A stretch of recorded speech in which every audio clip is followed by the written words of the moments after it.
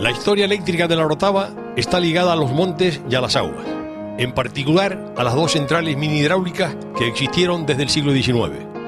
Generaron energía eléctrica con un salto de agua contratada al heredamiento procedente de la cuenca hidrográfica de Aguamansa que llegaba a los molinos en la Cruz Verde.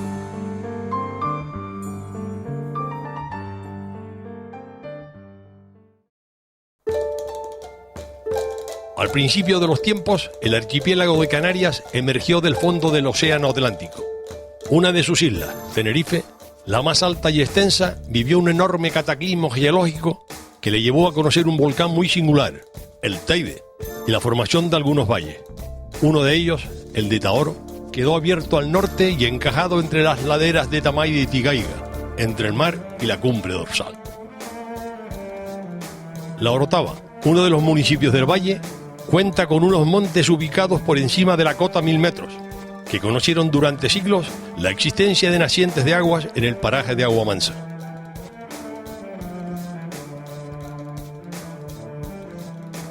El agua es el componente más importante de nuestro planeta, y el hecho de que todos los seres vivos dependan de su existencia nos da una medida de su importancia vital.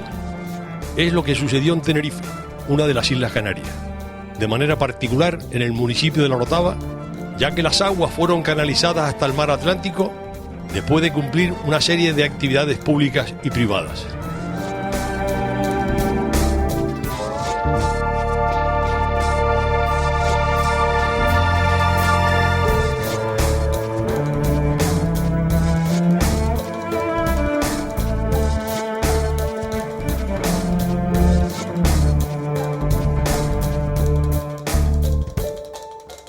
A partir de la conquista de la isla por la Corona de Castilla, las aguas nacidas en Aguamansa se bajaron mediante canales de madera hasta el corazón de la Orotava, un pueblo situado entre los 300 y 400 metros de altitud.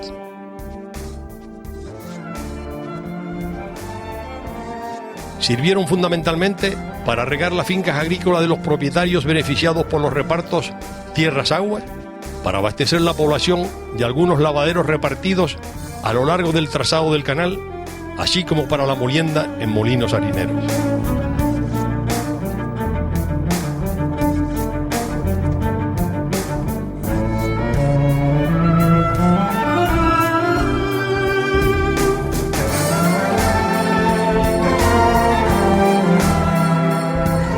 La desamortización general del siglo XIX resultó significativa, ya que los montes públicos interesaban para aprovechar los abundantes y ricos nacientes que existían en las cumbres de la Orotava. Fueron protagonistas destacados, al igual que las estructuras hidráulicas, de los intereses del heredamiento y de la empresa de aguas.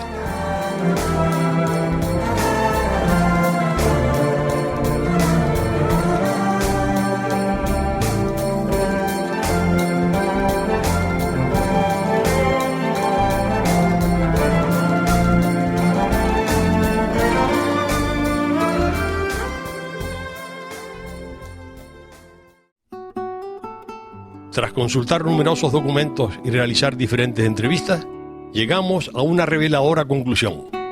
Las aguas de este municipio se utilizaron como fuerza motriz de algunas instalaciones industriales. Al principio, para mover una sierra, luego unos molinos harineros repartidos en una decena de estructuras hidráulicas escalonadas, más una tenería a final del trayecto. Asimismo, para mover turbinas y generar electricidad en dos centrales hidroeléctricas ubicadas en las medianías de la Orotava e instaladas en épocas diferentes. Primero fue la de Hacienda Perdida en 1894, por una iniciativa privada promovida por Ricardo Ruiz Aguilar y la Sociedad Eléctrica de Orotava, la SEO.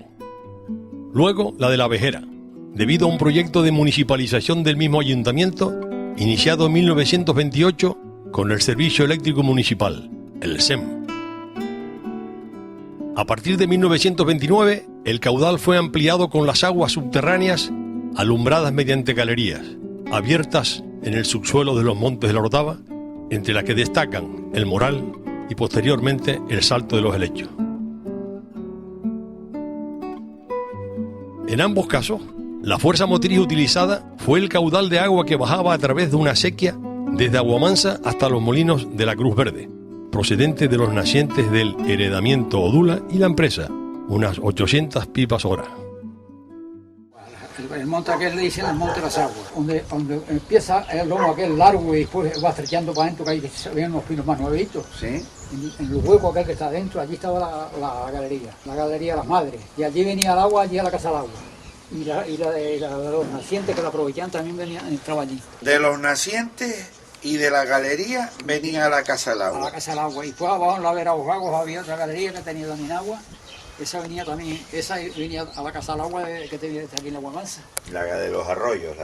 Allí se juntaba la de las madres y la del moral, todo. Cuando entraba adentro se asomaba la ventana y el ruido de la agua da miedo. Es decir, la del moral, que está en la parte de abajo de la galería, echaba el agua a la casa del agua de los arroyos. Sí, y después la de las madres que venía también tajeada. Y la de las madres también venía ahí. Se juntaba allí. Y de ahí, de la casa del agua de los arroyos, ya cogía el canal que pasa hoy por la piscifactoría y bajaba a los molinos. Pasaba por todos los molinos y bajaba abajo por la calle del agua. En la calle del agua me acuerdo yo que hay una calle que entra así y otra por abajo que baja por abajo.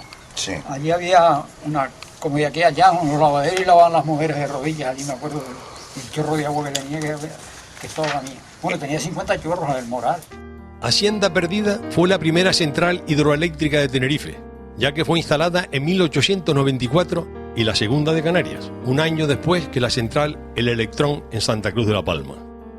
Como todas las centrales de este tipo, contaba con una cámara de almacenamiento de agua y una tubería de carga metálica de 30 centímetros de diámetro y de unos 600 metros de longitud. Servía para generar electricidad mediante una turbina tipo Pelton acoplada a un alternador al aprovechar un salto de más de 100 metros entre planta y cámara. Como consecuencia de la poca altura, la tanquilla inicial, situada en Bebedero Bajo, se trasladó en 1897 a una cota superior.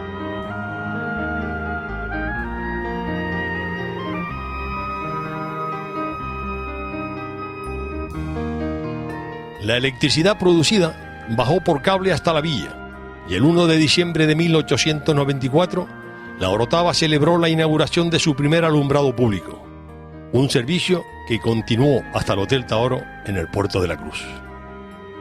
El servicio eléctrico se mantuvo con la SEO durante 20 años hasta 1914. Luego se prorrogó el contrato hasta 1928 con grandes problemas en el suministro.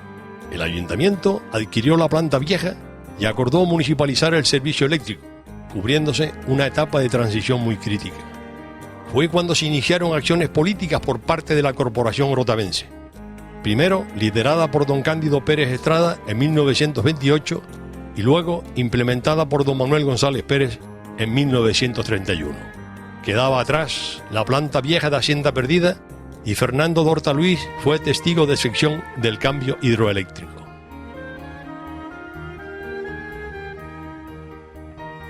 En 1931, tras la modificación del proyecto técnico inicial, la compra de la finca Almajuelo y la búsqueda de la financiación, se conoció el arranque de la planta hidroeléctrica de La Vejera. Se aprovechó un salto de más de 400 metros entre La Morra, en Aguamansa, y la central de La Vejera, con aguas procedentes de la sequía principal mediante un canal de derivación. Al igual que en Hacienda Perdida, se construyó una cámara de almacenamiento de agua y se instaló una tubería de carga de 30 centímetros de diámetro, metálica, pero con más de 2 kilómetros de longitud. Superada la Guerra Española, comenzó una nueva etapa en los años de la década de 1940, donde aumentó la demanda de electricidad. Las aguas de la Dula se hicieron insuficientes y se acudió a la búsqueda de nuevos caudales. En los años de 1950 se incorporaron las aguas de la galería de Salto de los Helechos, además de la del Moral. Ello supuso una variación importante en el esquema del suministro de aguas y el ingeniero Juan Amigó proyectó un canal de sobrantes o rebosadero para las aguas del Salto de los Helechos en la zona de las Maravillas, donde se construyó una nueva tanquilla de carga. Asimismo, diseñó una red de lavaderos en la zona de los Altos del municipio, donde las mujeres se reunían para lavar la ropa. La señora Irene, vecina de Aguamansa, nos recuerda este hecho de manera emotiva, así como la importancia del agua. Recuerdo era que todos los barrios veníamos a lavar aquí, a este y a los demás.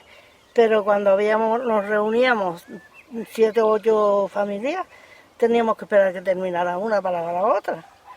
Pero las mujeres reuníamos los cestos de ropa, grandes, unos cestos que había de caña, y eso venían las mujeres hasta de Benijo y cargadas con los cestos llenitos. Se le hacía de noche, todo el día, lava y estrega, porque era lavar y darle a mano. No es como ahora que la mete uno en la lavadora y ya está. Antes se pasaban muchas necesidades y muchas faltas, ya no hay de todo.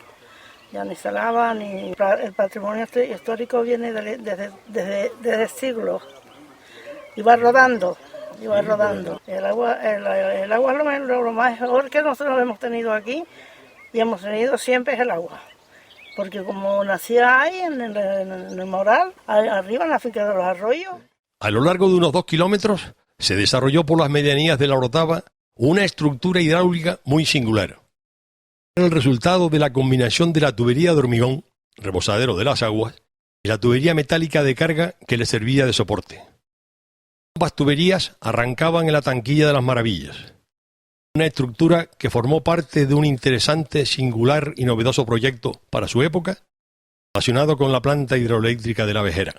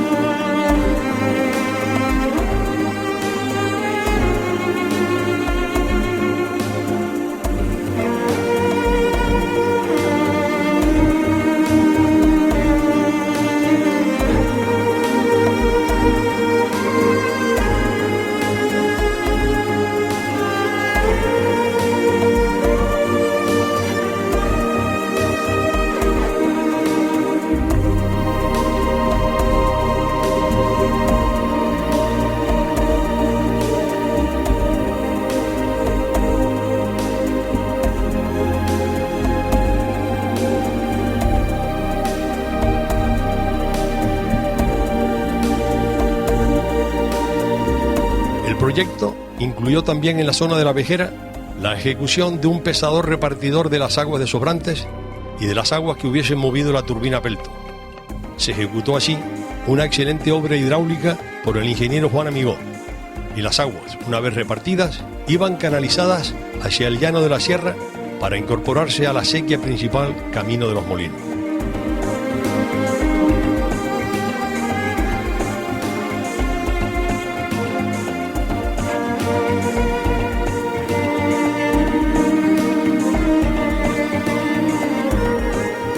La central hidroeléctrica de la Vejera siguió suministrando gran parte de la energía eléctrica que necesitó la Orotava, el puerto de la Cruz y Los Realejos, más de 400 caballos de potencia.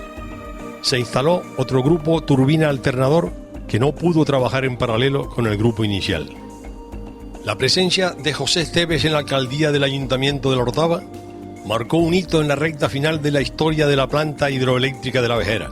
A partir de los años de 1960, se conocieron en la Morra las aportaciones de otras aguas procedentes de galerías abiertas en Los Realejos y la Orotava, desde Almagre y Cabezón y Las Arenitas, Roque, Caramujo y Pino Soler, según proyecto redactado por Manuel Parejo.